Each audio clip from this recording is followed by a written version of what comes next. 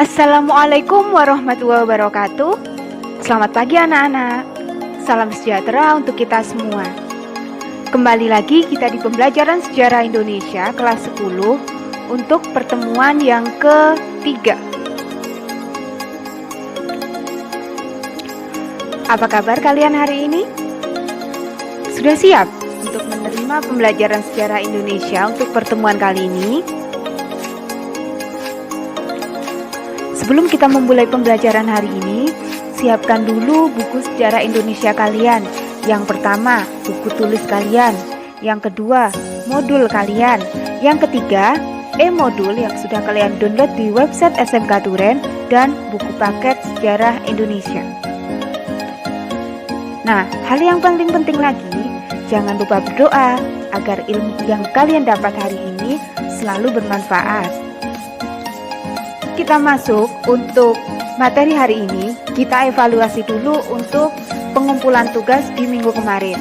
Sudahkah kalian melakukan pengumpulan tugas tahap 1 dan tahap 2 kepada guru masing-masing sejarah Indonesia di kelas kalian? Nah, jika belum, segera lakukan pengumpulan tugas. Dan jika kalian harus melakukan perbaikan, segera perbaiki kekurangan materi atau mungkin latihan soal yang belum diselesaikan. Pelaporannya bisa melalui WA masing-masing guru mata pelajaran di kelas kalian. Selesaikan dulu tugasnya sebelum kalian melanjutkan materi 3.2 atau untuk pertemuan saat ini. Jika memang sudah melaksanakan, sudah menyelesaikan perbaikannya, kalian boleh melanjutkan materi untuk pertemuan saat ini.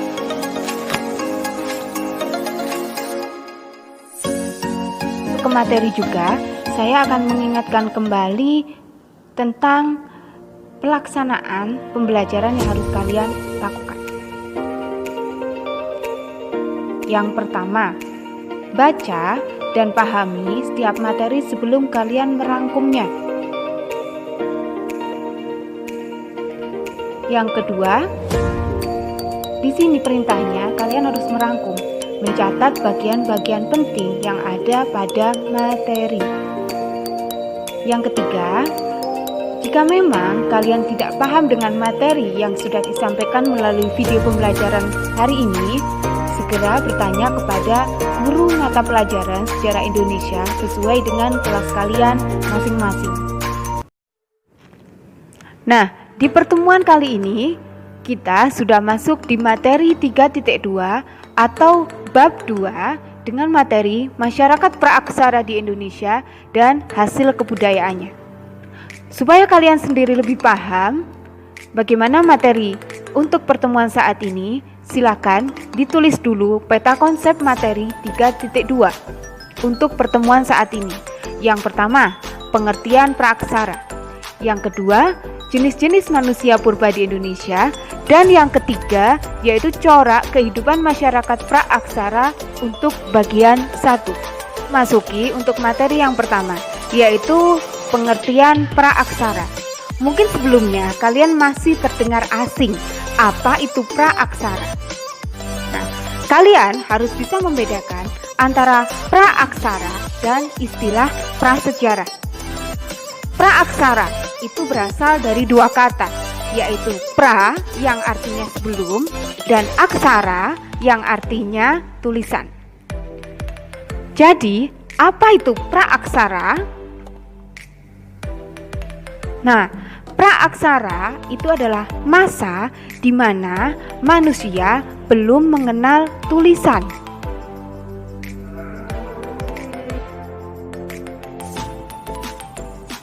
Lalu, apa bedanya dengan istilah prasejarah? Prasejarah itu juga berasal dari dua kata, yaitu kata pra yang artinya sebelum dan sejarah yang artinya masa lampau. Namun, jika kita menggunakan istilah prasejarah, justru berakibat bisa salah tafsir. Kenapa? Karena jika kita menggunakan istilah prasejarah, bukan berarti mereka tidak mengenal sejarah, bukan berarti mereka tidak mempunyai kebudayaan, tapi mereka hanya belum mengenal yang namanya tulisan. Lalu bagaimana kita bisa tahu sejarah mereka, kebudayaan mereka? Nah, simak baik-baik penjelasannya. Jika kita ingin tahu sejarah dari manusia pra-aksara. Kita memahami bagaimana kehidupan dari manusia pra-aksara, kita bisa dari bukti benda-benda yang ditemukan pada zaman itu, atau benda yang dikatakan sezaman. Benda sezaman pada saat itu apa saja? Simak baik-baik penjelasannya. Benda itu nanti ada 3. Apa saja? Nah, yang pertama yaitu artefak. Nah, artefak. Apa itu artefak? Artefak adalah benda yang telah diubah baik sebagian atau seluruh bagiannya untuk kepentingan manusia. Benda ini dapat dipindahkan tanpa merusak bentuknya. Contohnya, kapak genggam, kapak perimbas, kapak perunggu, atau gerabah. Nah, ini adalah gambarnya. Yang pertama, itu ada kapak perimbas. Yang kedua, itu adalah nekara yang ditemukan pada zaman perunggu. Yang ketiga, itu adalah gerabah. Yang keempat, itu adalah manik-manik atau perhiasan. Selanjutnya, yang kedua, fosil. Kalau fosil, mungkin kalian mendengarnya dalam istilah biologi. Nah, benar sekali. Fosil itu adalah sisa-sisa makhluk hidup yang menjadi batu atau mineral. Misalnya, fosil dari manusia praaksara, fosil dari hewan, dan sebagainya. Nah, lebih merujuk kepada bagian dari kehidupan manusia pada saat itu, yang memperlihatkan tentang bagaimana cara manusia pada saat itu beradaptasi dengan lingkungannya. Contoh biofak yang ditemukan pada masa praaksara yaitu Jokkenmodinger. Nah, ini adalah contoh dari Jokkenmodinger yang ditemukan di daerah Sumatera Barat. Jokkenmodinger sendiri ini adalah tumpukan sampah kerang yang biasanya berada di tepi pantai. Nah, itu tadi adalah submateri yang pertama. Selanjutnya, kita akan masuk ke submateri yang kedua. Submateri yang kedua yaitu tentang jenis-jenis manusia purba yang ditemukan di Indonesia. Nah, mungkin di antara kalian sudah ada yang tahu jenis manusia purba apa yang pernah ditemukan di Indonesia. Setiap negara pasti jenis manusia purba atau manusia praaksaranya pasti berbeda. Nah, khusus Indonesia sendiri, kira-kira apa ya? Namun, supaya kalian lebih paham untuk materi saat ini, saya minta kalian merangkumnya dalam bentuk sebuah tabel. Buat dulu tabelnya. Tabelnya seperti apa? Ikuti petunjuk yang sudah saya berikan.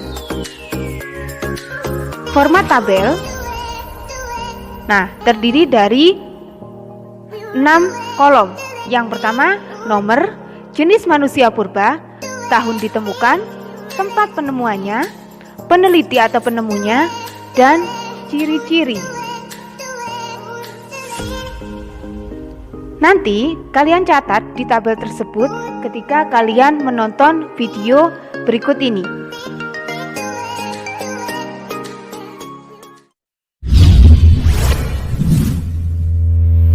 Yo guys, kalian percaya nggak dengan keberadaan manusia purba di masa lalu?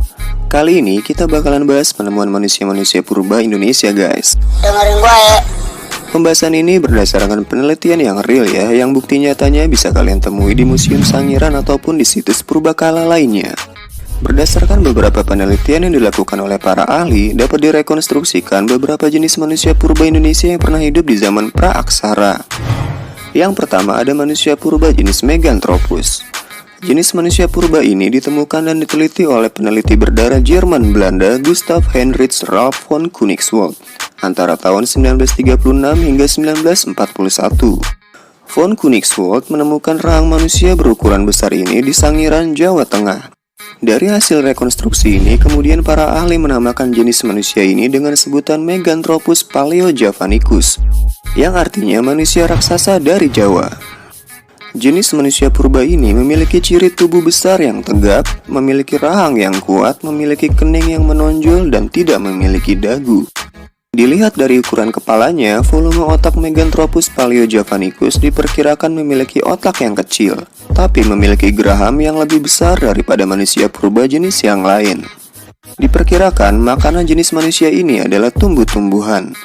Masa hidup Meganthropus diperkirakan hidup pada zaman Pleistosen awal atau 1,9 juta tahun yang lalu. Selanjutnya ada jenis manusia purba jenis Pithecanthropus.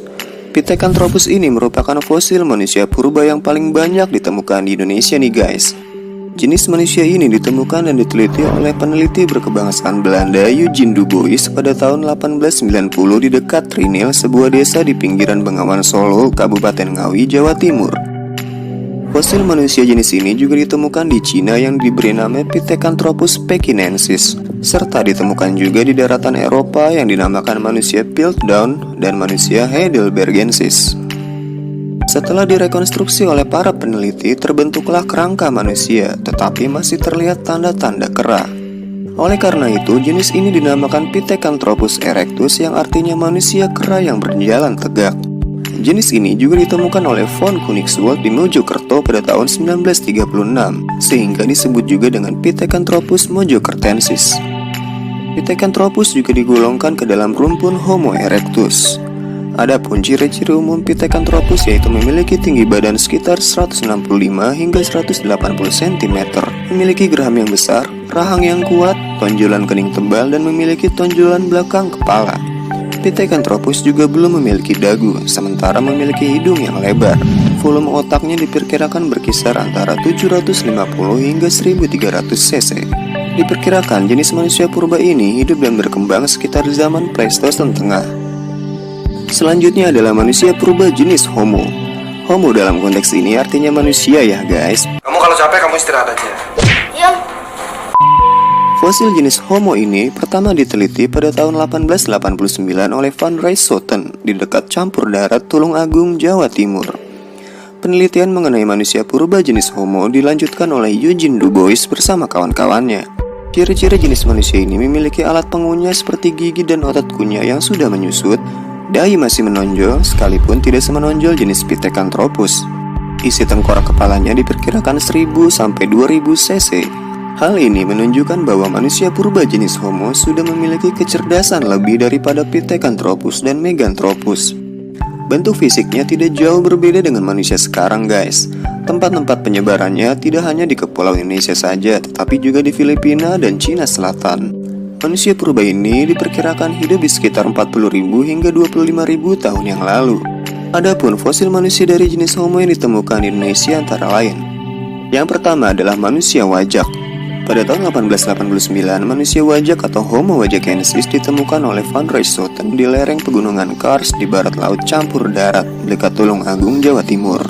Temuan itu berupa tengkorak, termasuk fragmen rahang bawah dan beberapa buah ruas leher. Mukanya datar dan agak lebar, akar hidungnya lebar dan bagian mulutnya menonjol sedikit. Dahinya agak miring dan di atas matanya ada busur kening, dan mempunyai volume otak 1630 cc. Manusia wajak sudah termasuk Homo sapiens, jadi sangat berbeda ciri-cirinya dengan Pithecanthropus guys. Selanjutnya adalah Homo soloensis. Fosil Homo soloensis pertama kali ditemukan oleh Terhak Oppenort dan Von Koenigswald antara tahun 1931 hingga 1939. Fosil manusia jenis ini ditemukan di daerah Ngandong, Blora, di Sangiran, dan di Sambung Macan, Sragen, Jawa Tengah. Hasil temuannya berupa 11 fosil tengkorak, tulang rahang, dan gigi. Saat pertama kali ditemukan, fosil manusia purba ini digolongkan sebagai Homo sapiens dan diberi nama Homo soloensis oleh Oppenort. Homo soloensis diperkirakan hidup sekitar 900.000 hingga 300.000 tahun yang lalu. Selanjutnya ada Homo floresiensis atau biasa disebut dengan manusia liang bua. Liang bua bila diartikan secara harfiah merupakan sebuah gua yang dingin. Pengumuman tentang penemuan Homo floresiensis pada tahun 2004 sempat menggemparkan dunia ilmu pengetahuan, guys. Wow. Sisa-sisa manusia ini ditemukan di sebuah gua liang buah oleh tim peneliti gabungan Indonesia dan Australia. Manusia liang buah atau Homo floresiensis ditemukan oleh Peter Brown dan Mike Murwood bersama tim dari Pusat Penelitian Arkeologi Nasional pada bulan September 2003 di sebuah gua kapur di Ruteng, Manggarai, Flores, Nusa Tenggara Timur. Usia seri kerangka ini diperkirakan berasal dari 94.000 hingga 13.000 tahun yang lalu. Manusia liang buah memiliki ciri-ciri yang paling mencolok, yaitu postur tubuh yang hanya memiliki tinggi 100 cm saja atau sepinggang manusia dewasa. Makanya banyak yang menyebut manusia liang buah adalah hobbit dari Flores. Ciri lainnya yaitu memiliki tengkorak yang panjang dan rendah berukuran kecil dengan volume otak 380 cc saja. Oke guys, mungkin itu saja yang bisa kita bahas dalam episode kali ini. Nah, itu tadi adalah submateri yang kedua. Selanjutnya, kita masuk pada submateri yang ketiga. Nah, untuk submateri yang ketiga, yaitu tentang corak kehidupan masyarakat praaksara di Indonesia. Bagaimana tentang kehidupan mereka? Nah, simak baik-baik materinya. Corak kehidupan praaksara dibagi dalam 4 zaman. Nah, bisa kalian lihat dalam tabel di bawah ini. Jika berdasarkan perkembangan teknologinya, dibagi dalam 4 zaman. Sedangkan berdasarkan cara hidup mereka, dibagi juga dalam 4 zaman.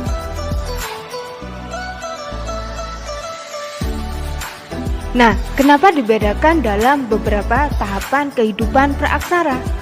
Karena itu semua tergantung dari cara mereka hidup, cara mereka bertempat tinggal atau pola hunian mereka, lalu bagaimana mereka mencari makan, serta hasil budaya yang ditemukan pada saat itu. Supaya kalian sendiri lebih paham bagaimana tahapan atau corak kehidupan masyarakat praaksara pada saat itu, nah, perhatikan petunjuk yang saya berikan. Sama dengan materi submateri 3.2. Lalu, seperti apa tabel yang harus kalian buat untuk submateri 3.3 ini? Nah, silakan seperti contoh yang saya buat di bawah ini. Tabel dibuat dalam 6 kolom. Yang pertama nomor, yang kedua zaman, yang ketiga pola hunian, yang keempat cara mencari makan, yang kelima hasil budaya mereka, yang keenam ciri hasil budaya yang ditemukan pada saat itu. Nah, ketika kalian menyimak video setelah ini, perhatikan setiap bagian-bagian yang harus kalian isi dalam tabel yang sudah kalian buat tadi.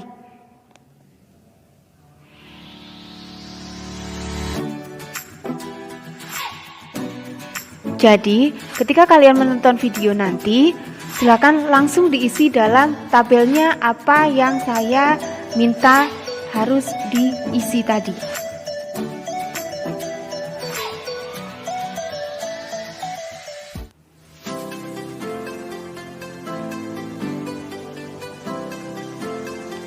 Untuk corak kehidupan masyarakat praaksara pada pertemuan kali ini, kita hanya membahas yang bagian 1.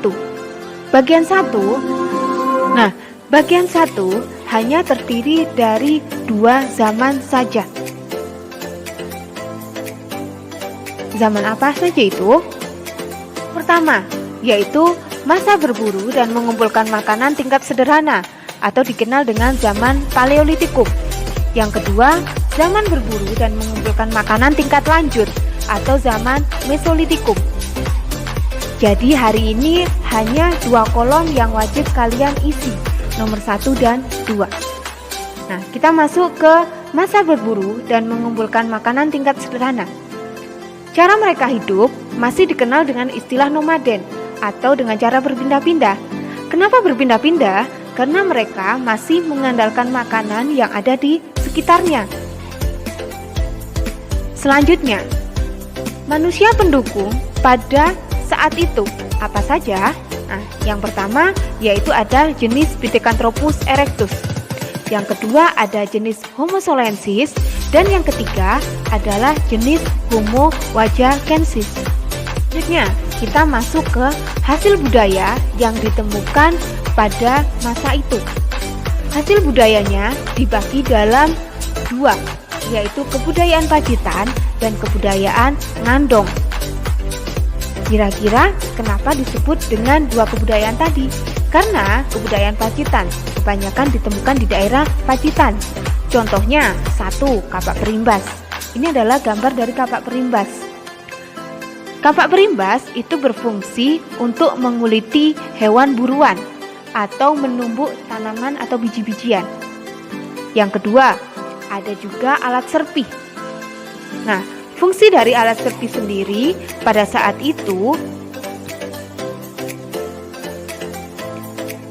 yaitu digunakan sebagai pisau atau alat serut untuk menguliti hewan buruan mereka. Yang kedua, kebudayaan Ngandong.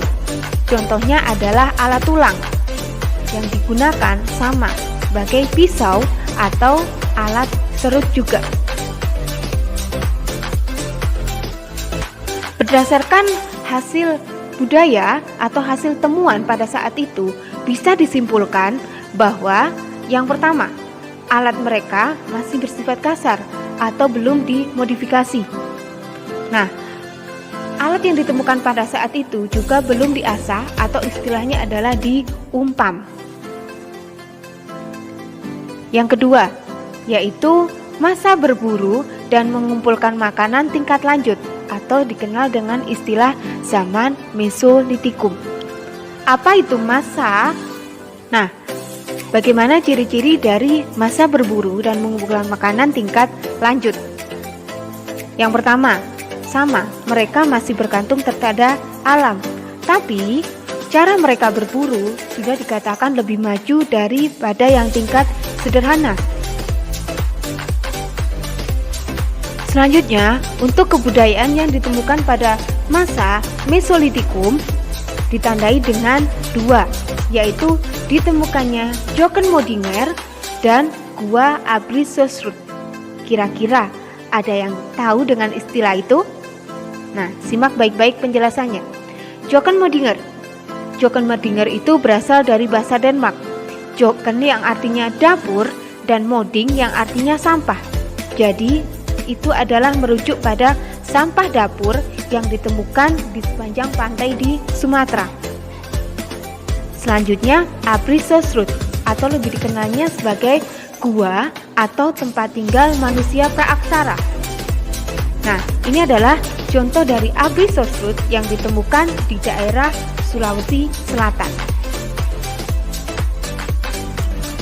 Nah, berdasarkan benda-benda yang ditemukan atau hasil budaya yang ditemukan pada saat itu justru menunjukkan sebuah kemajuan karena mereka sudah mengenal sistem kepercayaan, baik itu animisme pada roh, dinamisme pada benda yang dianggap magis, dan totemisme pada binatang.